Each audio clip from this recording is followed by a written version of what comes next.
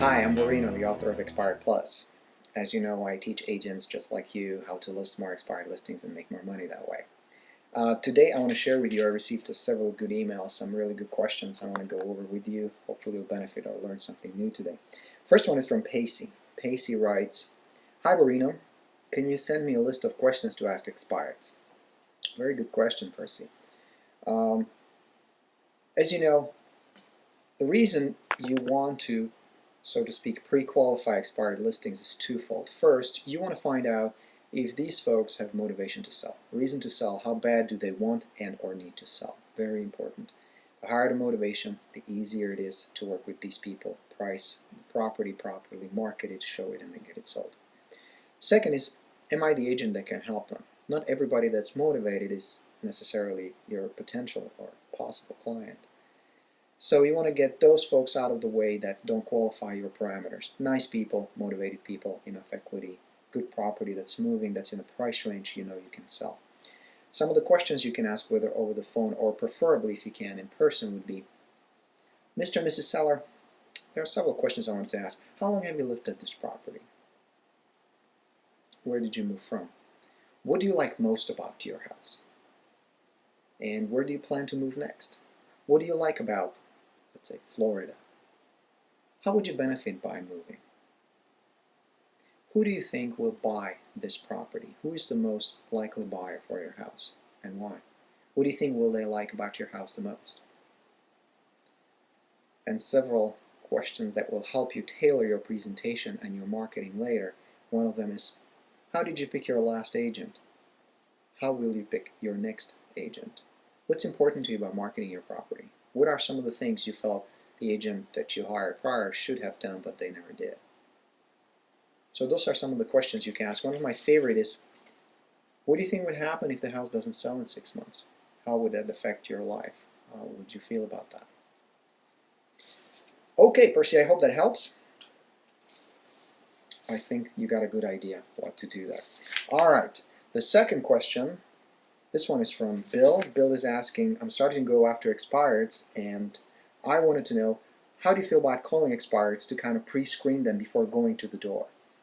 Bill, I think that's a really good idea. I always like calling expireds first because you want to get people out of the way that either are not motivated or the property already sold but it's not marked in the MLS as sold, or it has been relisted with the same agent or another agent. So you want to get those out of the way. You don't want to waste your money and time on those folks. And you also want to qualify them. So ask the questions we just discussed with Percy's question. Second question is, what time of the day do you recommend to knock on their door? I prefer to contact the expireds very early in the morning. I was usually in the office before 8 o'clock pulling my list. By 8 o'clock I was already contacting them and then driving to those that I reached and I offered to drop off my resume. And those that I didn't reach, I would leave my package there, and we'll talk about the expired package in a future edition of XTips. And I would try again around 5 or 6 when usually people work and they get back home from work. The second part to the approach was those that I couldn't reach the entire week would already go on a very aggressive email or mail, if you have the email or not, just regular mail, direct mail campaign. And then I would go back on Saturday. Saturday was by far my most productive day to reach those that I couldn't reach during the week. I would knock on the door, tell them I drop off the resume and the package, ask them the questions we just discussed, and see if I can help them. I would tell them, look, I'm here to see if I can help you sell your property. That's what I do for a living. Okay, that was Bill's question. The last question is from Nancy. Nancy from Massachusetts writes, Hi Borino, I was reading upon your system and I noticed that you mentioned resumes quite a bit. I'm just starting to get back into real estate, although I have been licensed since '97. I really have no real estate resume to speak of. I get this question frequently from agents that either don't have a high volume of business or are new to the business, newer agent, and it's normal. Yes, I do like to use a resume. It makes you stand apart. It puts you out of the league of agents that either leave just a business card or simple trifold or sometimes not even that, or just send some silly recycled letters that everybody says, I know why your home didn't sell and I can get your property sold. I have a buyer. You know, the stuff that everybody says in their letters that have been said so many times and it's stale and tired. I wonder if it worked in the first place, but I don't think it works very well now. So my preferred approach was to put together a very nice package with different marketing materials, some nice ideas that get the seller's attention, and then I would include a resume. And this was simply my way of getting the seller on my side, presenting some unique propositions about me, about my marketing. Some big portion of my marketing was testimonials from other clients, from my past clients. Now, for agents like Nancy that does not have an extensive list, here's what you do.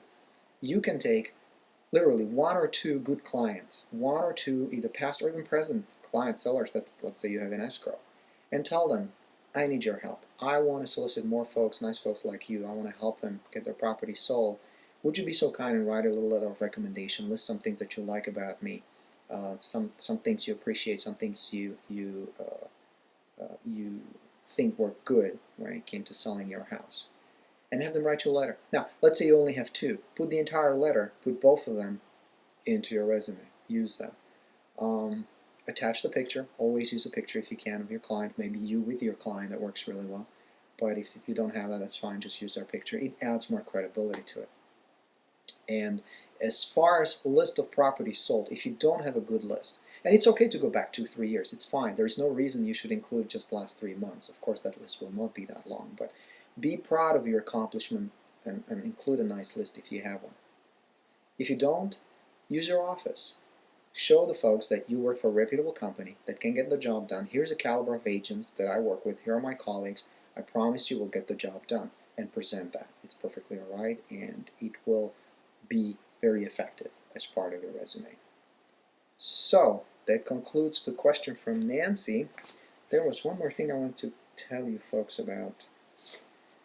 Let me just go through this real quick. Oh, here's another one. How do you feel about BNC? That was the last one. The do not call list, the dreaded do not call list. I have the official answer, and then I have my opinion. The official answer is, of course, don't do anything that would jeopardize your license, cost you money, or violate the rules and regulations, either law or Board of Realtors, National Association of Realtors. Don't do anything dumb. No listing is worth it. No amount of business is worth your license. So use common sense, number one. Number two, chat with your broker. What is your official company policy on DNC? If it's a very strict policy, then just by all means follow it. Don't call those folks that are on the list. Be done with it. Just drop those that are on your list and you don't want to call. The alternative to that, obviously, is just go see them in person. I have found that to be by far more effective than any phone conversation. If they're on DNC, don't call them. Just take your resume, grab the package, boom. Knock on the door, introduce yourself, make it easy. Go easy about it. You're not there to solicit a listing right away, at least not right away.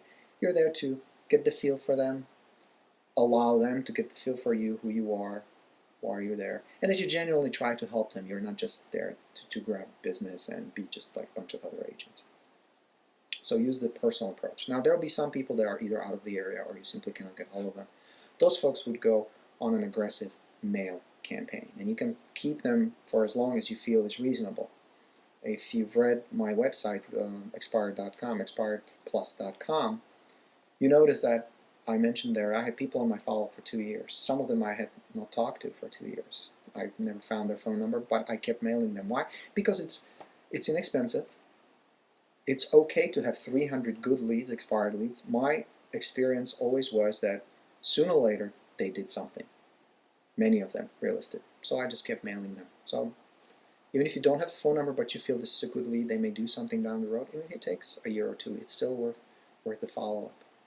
And as you know, the Expired Plus comes with an entire library of good letters and postcards and everything you need to send them. All right, folks.